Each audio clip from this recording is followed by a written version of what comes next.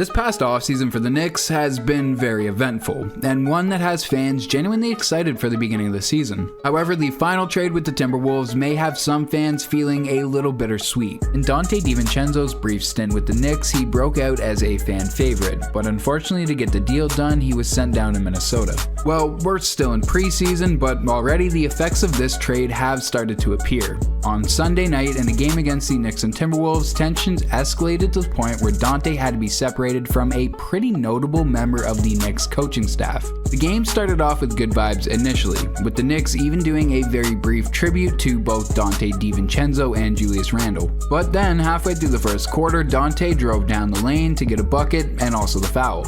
On his way to the line, he looked over to the bench and said to Coach Tibbs. However, many people initially thought he said thanks for the trade, Tibbs. That doesn't appear to be the case. But either way, this first interaction seems to be the spark that lit the fuse, and while lining up for the free throw, Donte continued by saying, which again, some people thought could have been directed toward Jalen Brunson, but it's more than likely that it was aimed at the person behind Jalen, his dad, Rick Brunson. This all came to a boiling point after the game when DiVincenzo was talking to Jalen, and he yelled over toward Rick, at which point Rick Brunson came over and eventually the two had to be separated. Now, given some of the reports after the trade suggesting that Donte may have been unhappy with his role on the Knicks, and more importantly, not being fully bought into the Villanova Knicks thing, this outburst toward not only one of the members of the coaching staff, but also the dad of his former teammate going all the way back to college, felt in some way like a direct shot at some of the other Knicks players by extension. But to be honest, I think that's way off base. As mentioned, Jalen and Donte have been teammates going all the way back to Villanova, but Donte's connection with Rick Brunson actually goes back further than that. Back when Donte was 14 playing the AAU circuits, he ended up on a team called Team Final, which at the time was being coached by Rick Brunson. Eventually, Jalen and Donte would also become friends, and Rick would maintain a mentorship role over Donte's career throughout high school and into college, and eventually the NBA. So I highly doubt that altercation that we saw between the two was directed toward Rick, Jalen, or anyone else on the roster.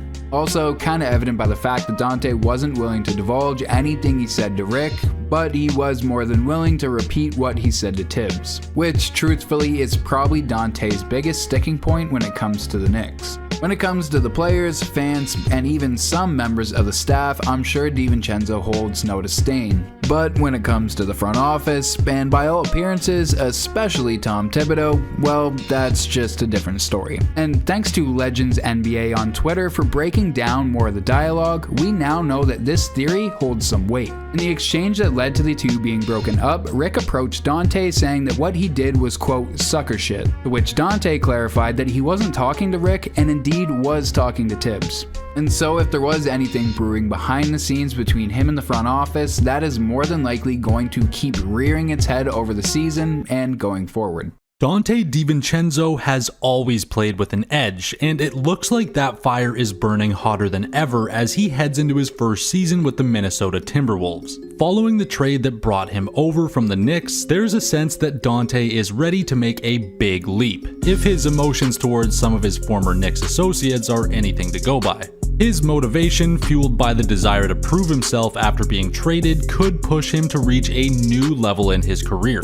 With the Timberwolves, Donte DiVincenzo is primed to play a major role, and the timing couldn't be better. The team is in a transitional phase after moving on from Karl Anthony Towns, opening up new opportunities for players like Donte to step in and fill the void left by the once franchise cornerstone. The Timberwolves' depth and roster composition seem tailor-made for someone with Donte's skill set, allowing him to play a dynamic role where he can impact the game in multiple ways. His versatility gives the team flexibility in terms of lineups and strategy, as he can easily slide into a starting spot or be deployed as a high-impact sixth man.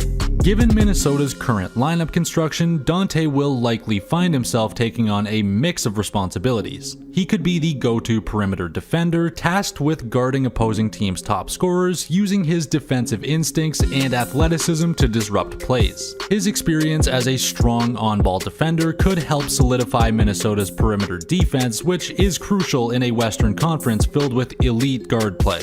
Offensively, Dante's role will extend beyond just being a spot-up shooter.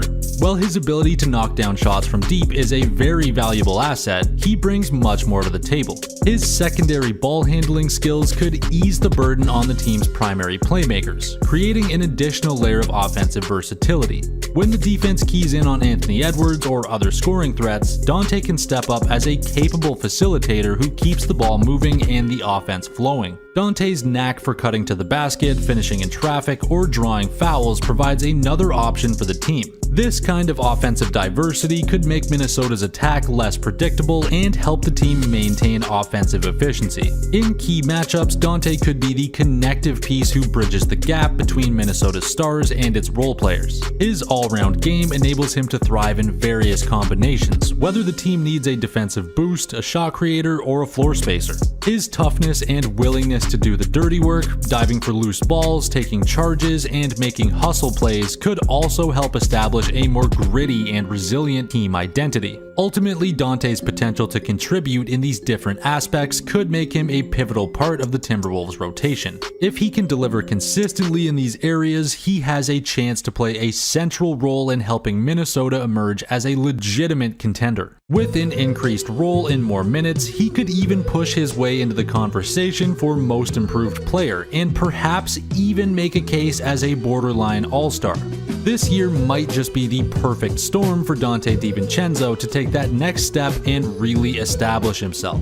What do you think about Dante DiVincenzo? Is he primed for a huge late breakout season, or do you think we've pretty much seen all we can out of him? Let us know in the comments, and thanks for watching if you made it this far. If you enjoyed the video, consider liking or subscribing, and we'll see you next video. Thanks.